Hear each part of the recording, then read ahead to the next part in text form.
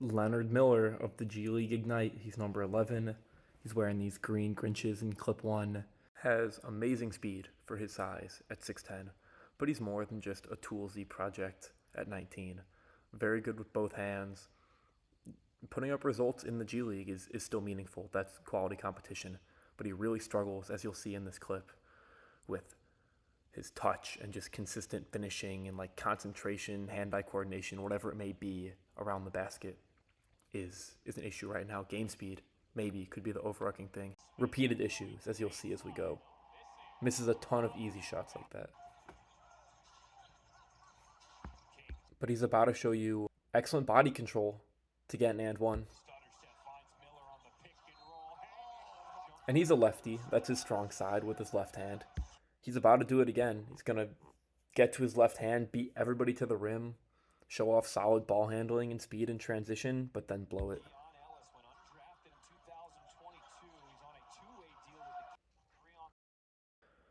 I'd ideally like to see a pass to the wing. Had a negative assist to turnover ratio this season. Very bad tunnel vision. So he's going to throw up a low percentage shot against two defenders. Then he's going to fight for his rebound. And he's going to throw up a reckless shot. Look at this release point. So I'd really like to see him kind of pound dribble there and step into here and go up again, or clear it out, or just recenter himself. Like, he's very rushed. You can tell that he struggles with that around the basket. About to show off a nice handle. This little behind the back move he has in his bag. And then righty lay. That's nice. And he flashes that kind of stuff all the time. Pretty ambidextrous.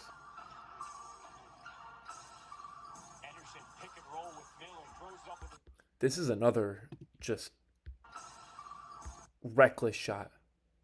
He's surrounded by three defenders. Again, it'd be really nice if he could gain the awareness to kick out here.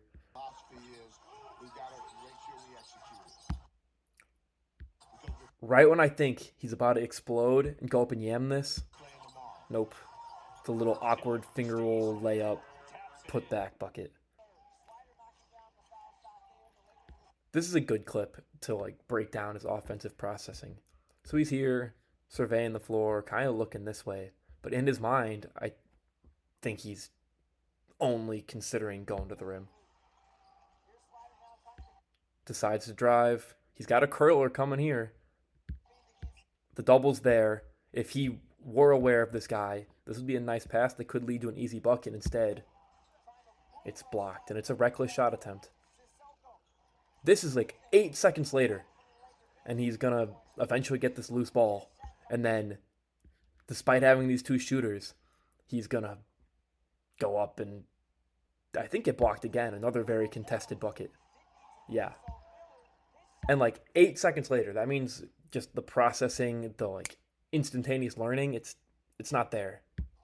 So I want to cut to this. So I have this from Sam Vecini's Game Theory podcast where he talks about Miller that I wanted to play. As a teenager that had never played high-level basketball ever before, his growth curve at this point is very real. I did not like Leonard Miller as a prospect last year. I thought he was not very good when I watched him. That has changed. Yeah. I am probably going to drive the hype train for Leonard Miller this year. I have met him. I've talked to him. He's an awesome human being, an awesome kid. One of the highest level, most intellectually curious kids I've come across. All the intel is that he just wants to learn. That's who he is as a kid. He just really wants to be great, and will take coaching in every single way, shape, and form. As a teenager that had never played. Stop. I think the game will slow down for him, and I think you can definitely improve his finishing. So the fact that he's coachable is very important. 1, 2, 3, 4.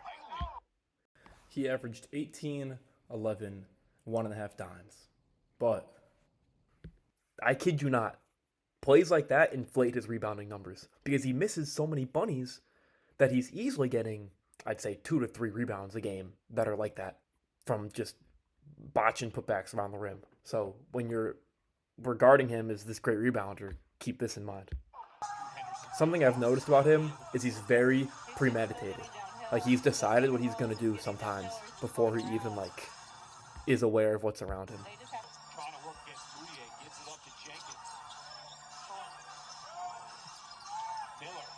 That little left, right, left Euro step, one of his go-to moves, but it's not really there for him. It's defended super well, and it's like that's the type of shit I do in pickup when I just want to try a move regardless of what the defense is showing me, and you just fight through, and it's not good offense. Simple takeaways here. Good offensive rebound, but then bad touch on display. This is him just ball hawking a little, probably being overly aggressive, but forcing a turnover. And then there are a few things he could do here. He could like pump fake and then go up, maybe draw an and one. He could pass, do something deceptive, but instead he's gonna work to his left hand, box out his teammate, and then brick it. So I talked about him being premeditated earlier. Look at this. He's gonna fake this pass to City, and City's pissed off. He was gonna fake that pass regardless, even though it was a wide open three. Like his plan was just, I'm gonna fake and drive.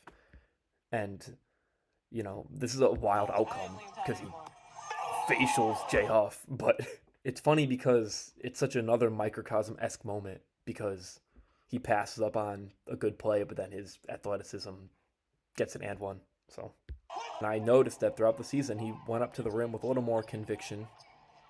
That's nice. That previously could have been like a little layup that rolls off the side of the rim.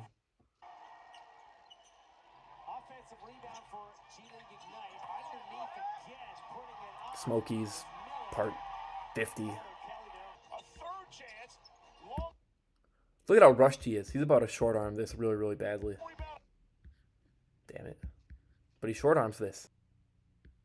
And this is the type of thing you can improve over time. But you can't miss buckets like that in NBA games. Gets it back from his big man. Here's the handoff to Miller. 6 on the shot clock. Miller, hesitation move, protects himself. He's like that. A little hezzy, go up, lefty, shield the ball, tough finish.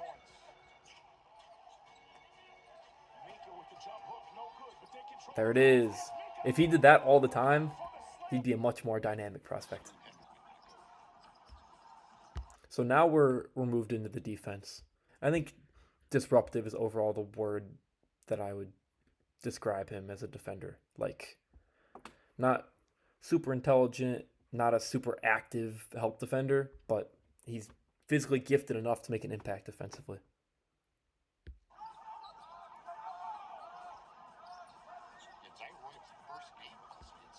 Just clogs the lane enough for Zaire to struggle.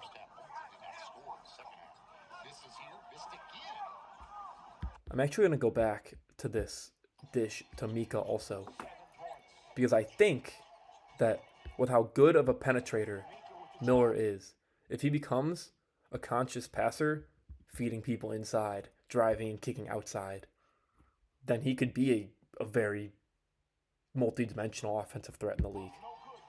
But he's got a ways to go there for sure. So people love Miller's energy. Not the cleanest pick and roll defense. Recovers, which is fine. Like, that was fine. I would like to see him either contesting this or getting a really clean box out. But instead, he doesn't, and this guy's going to beat him on the offensive glass. In the same way I just talked about that last contest, you're telling me that he can't get a hand up right here if he takes a step in a different direction earlier? A hand in the side of Champagne's face? So just his attentiveness and his mind state on defense needs to be molded. But look at him. He's physically gifted. That's it's pretty tough. Not the greatest communicator. Will fall behind sometimes. Mulder's going to punish him here. Come out, hit a three.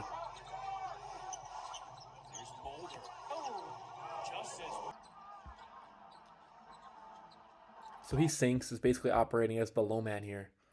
He has upside to be a great weak side rim protector. With his length, yeah. Great athlete.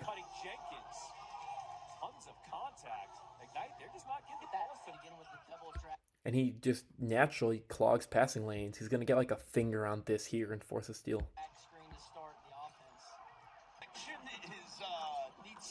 Size like this also helps him recover. Like Laravia is late on this pass, on this pocket pass, but Miller gets there in time. Going back to offense briefly, just to look at his shot in the in-between game. 1 second. So I'm gonna play this again. He's in transition and he's in control, which is important. And this is pretty much his in-between game right now. He doesn't have much of a floater that I've seen. Even on like this little runner, he was 7 for 21, 33% on the season. But he's capable. That's with his right hand also, which is interesting. Like, that's pretty rare. Ambidexterity, I feel like. The in-between game does need development, though. But that's a great foundational starting point.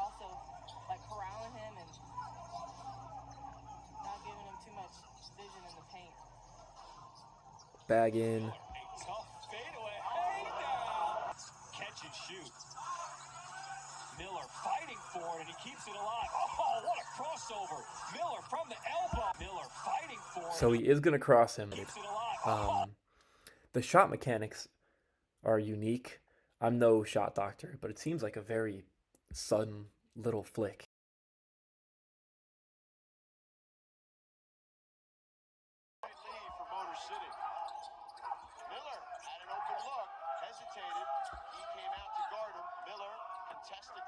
And he's just really raw still. Like, ultimately, I feel like with coaching, what would happen is he's going to get his defender shifted slightly.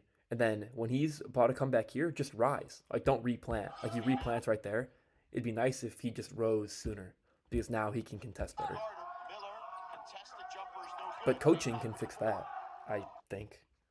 And then these final few clips are just him shooting threes. Shot 31% on about 2 threes a game in the G this season.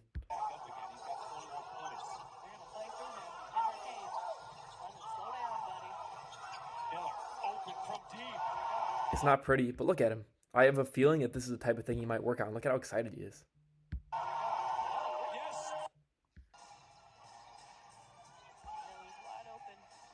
But people will leave him. It'll be an issue throughout his career if he can't space the floor because people don't respect him. And if he was down here, this would be a problem for drivers. I feel like when he's this wide open and like his mechanics can be more fine-tuned, it's a little prettier. 6'10" with a 7'2" wingspan is ridiculously enticing. But there are also big problems. It's hard to even tell how skilled he is as a basketball player. It's tough because he's so close. Like, even if just 2 or 3 skills come along, he could be super valuable at his size. But he also could have DeAndre Ayton syndrome, where he doesn't operate with as much conviction as he should. And if the offensive processing isn't there, maybe he'll never acclimate to NBA game speed. And if the touch isn't there, he can't be a reliable lob threat. And if the IQ isn't there, then maybe he won't be a difference-making weak side rim protector and help defender. His defensive profile in general is going to be kind of reliant upon his learning curve. And while that has trended, like he has certainly continued evolving, the NBA is a different beast. So it will be a project. But it's a project that could return dividends over the long term. Like, say you develop him over the next 2 to 3 years, and then you get him on an extension, and you really have 8 years of control over somebody that's 6'10", that you can keep developing skills. And that is fundamentally very versatile. Like, I consider him at the back of the first, really like 25 to 35, I think is pretty fair range. And then day one, you get him to buy in defensively, hang his hat there, and we go from there.